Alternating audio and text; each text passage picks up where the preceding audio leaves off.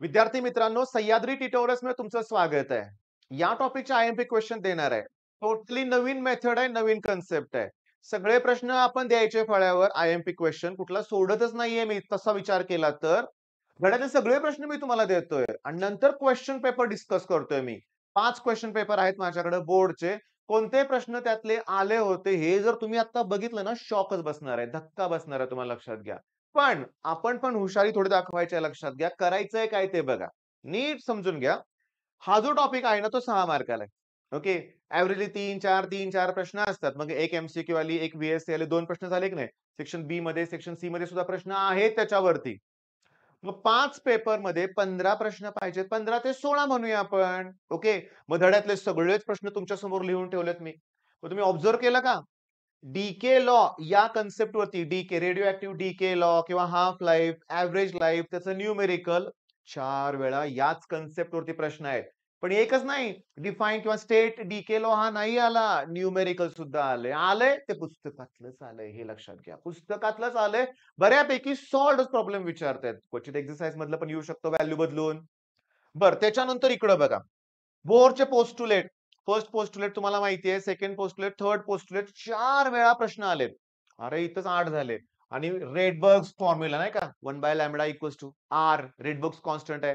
तर त्यात नाही का Lyman, Balmer, Paschen, Brackett, Pfund series, longest wavelength, shortest wavelength 4 वेळा तो प्रश्न रिपीट झालाय. 4, 4, 4 इथंच 12 झाले. ओके. बरं अजून काय आलंय? लिमिटेशन्स एकदा प्रश्न आलेला आहे.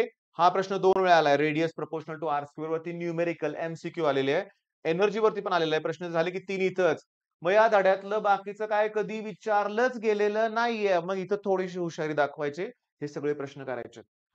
पहिल्या 5 एम-सी-क्यू आहेत. पेज नंबर 342 वरती पुस्तकातल्या. विथ कन्सेप्ट व्यवस्थित तुम्ही करा. ओके. त्याच्यानंतर हे तर करणारच आहे आपण. Alpha decay, beta decay. Alpha particle कमी झाला, तर एटॉमिक मास नंबर 4 न कमी होतो, एटॉमिक नंबर 2 न कमी होतो. अशा ती कन्सेप्ट आहे, ते लक्षात घ्या. बाइंडिंग एनर्जी, ओके, त्याच्यावरती न्यूमेरिकल आहे ते करा. Size of the nuclei 15.5 solved problem आहे. करा प्लीज, प्लीज करा. तो आहे तसा येणार आहे परीक्षेत. कारण हे आत्तापर्यंत कधी नाही आलं ना, एखादा असेल हुशार म्हणूया आपण. हे याला मी स्टार आत्ता केलाय बरं का समजून घ्या. त्याला मी आता स्टार केलाय. राहू दे. हे आलं नव्हतं कधी आत्तापर्यंत. अजून काय आलं नाही आत्तापर्यंत परीक्षेत? चला velocity inversely proportional to principal quantum number. Okay. Numericals आहेतच लक्षात घ्या ह्यातले सगळे म्हणूया आपण. मग मुद्दा तुमच्या लक्षात आला का? की कसं भारी वाटतंय की नाही? सेक्शन डी मध्ये सुद्धा प्रश्न आलाय ह्याच्यावरती. सेक्शन सी मध्ये तर आहेच. सेक्शन बी मध्ये पण सेक्शन आपला ए तो आहेच एमसीक्यू व्हीएसए. टॉपिक बिलकुल अवघड नाहीये. फिशन, फ्युजन, डेफिनेशन करायचं तुम्हाला हाफ लाईफ, एव्हरेज लाईफ त्याचं डेरिव्हेशन पण करायचंय. डीके लॉ मात्र मन लावून करायचाच लक्षात घ्या. ओके. मग काय अवघड आहे? काहीच राहिलं नाही लक्षात घ्या. बरं वेळ किती लागेल याला? अरे ऑब्व्हियसली 2-3 तास लागू दे ना. लागू देत. एक टॉपिक परफेक्ट होतोय तुमचा. 6 मार्काचा टॉपिक आहे लक्षात घ्या. मग हा टॉपिक केला 6 मार्काचा, सुपरपोजिशन केला 6 मार्काचा. 6 आणि 6 झाले 12 मार्क इथं. मॅग्नेटिक मटेरियल केलं 5 मार्काचं, ड्युअल नेचर केलं 5 मार्काचं, झाले 10 मार्क इथं. पहिले 5 टॉपिक तर केलेच असणार आहेत तुम्ही. झाले त्याचे 33 मार्क. किती झाले रे हे? 55 मार्क्स. राहिले कुठलं? मी तुम्हाला सांगू का? तसं काही राहिलंच नाही. ई-एम-आय आणि एस-सी आपल्याला माहिती आहे 13 मार्काला आहे. ओके. चला 68 2 मार्क ठेवू ऑप्शनला म्हणूया आपण. ओके. कॉन्फिडन्स वाढवा. सेमीकंडक्टर सारखा टॉपिक पण करायचा आहे तुम्हाला. हाफ वेव्ह करा, फुल वेव्ह रेक्टिफायर करा. लॉजिक गेट्स करा ना. जेवढं होईल तेवढं एल-ई-डीची डायग्राम करा. अजून सोलार सेल वगैरे आहे का बघा त्याच्यात त्याच्या डायग्राम करा. अरे करा ना. परफेक्टली ब्लॅक बॉडी काय एकच प्रश्न करून जायचं होय आपल्याला?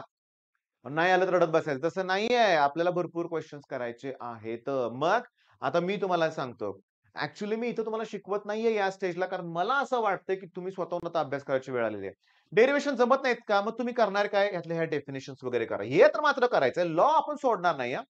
बरं ह्याच्यात डिस्टिंग्विश कुठला नाही सापडला मला. तुम्हाला माहीत असेल तर नक्की कळवा इथं. बरं मुद्दा असा आहे. एनर्जी, कॉन्फिडन्स, आत्मविश्वास कधी ढळून देऊ नका. त्याची आता गरज आहे आपल्याला. बाकीच्यांना विचारत बसू नका, तुझं झालं का? माझं झालं का? मी तुम्हाला सांगतो मी त्या चुका केल्यात ना. मग आपली अपेक्षा काय असते? आपण एखाद्या मित्राला फोन केला. बघा माझं पटलं तर नक्की सांगा बरं का. आपण एका मित्राला कॉल केला आपण आणि त्याला म्हटलं, आपला जर अभ्यास झाला नसेल, तर आपल्याला आपली अशी अपेक्षा असते, की त्यानं पण म्हणावं, "अरे माझं पण काही झालं नाही, बघू आता." मग तुम्हाला ते अपेक्षित असतं. मग ते तसं तो बोलला मित्र, की बरं वाटतं. अरे हां, त्याचं बी नाही झालं, मी नाही एकटा नाहीये. मग तो जर बोलला तर, ओके, माझं सगळं झालंय, पैकीच्या पैकी मार्क मिळवणार आहे. तर तेव्हा मात्र मन नाराज होतं. मला ना सगळ्यात आवडलेला पिक्चर आहे थ्री इडियट्स लक्षात घ्या. रिअॅलिटी सांगितली सगळी लक्षात घ्या. इंजिनिअरिंगची पोल-खोल केली म्हणूया आपण. त्यात तुम्हाला आठवतंय का रे रिझल्ट असतो. ओके. आणि तो जो फरहान आणि दुसरा कुठला राजू रस्तोगी आहे ना, हे रिझल्ट बघायला जातात आणि त्यात त्यांना त्यांचा जो मित्र आहे आमिर खान, ओके. आमिर खानचं नाव काय रे? आठवत नाही रे. कॉमेंटमध्ये कळवा बरं का मला. काही गरज नाही कॉमेंटमध्ये आमिर खानचं नाव लिहायची लक्षात घ्या. असली नावं तुमची तोंडपाठ असतात. कधी आयुष्यात विसरणार नाही लक्षात घ्या. पण जेव्हा त्यांना आणि ते काय करतात बघा त्यांचा कॉन्फिडन्स किती असतो. हे आमिर खानचं नाव खालून शोधतायत बरं का. तो तर टॉपर असतो. टॉपपर्यंत ते चेक करतच नाहीत. मग त्यांना वाटतं त्यांचा मित्र फेल झाला पण अरे पण ते फेल होतच नाहीये. पण रिअॅलिटी बघितलं का? तुमच्या त्यावेळेस तुम्हाला ते आठवतं का पिक्चर बघा.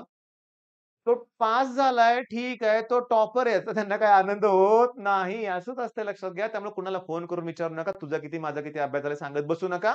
अभ्यास करा. अभ्यास करा आणि काय व्हायला लागलंय, की तुमचा मोमेंटम जे आहे ना, ते तुम्ही चांगलं निर्माण केलेलं आहे अभ्यासाचं, ते ब्रेक होऊन देऊ नका. ओके. मग स्क्रीनशॉट काढायचंय, काढा स्क्रीनशॉट लक्षात घ्या. हे प्रश्न करा. स्टार केलेले प्रश्न पुन्हा एकदा सांगतो. हे जे स्टार केलेले प्रश्न आहेत, हे एक्झाममध्ये आलेले आहेत. ते तर करायचेच, पण जे आले नाहीयेत प्रश्न, ते सुद्धा सोडायचे नाहीयेत लक्षात घ्या. ओके. मग ऑल द बेस्ट. धन्यवाद.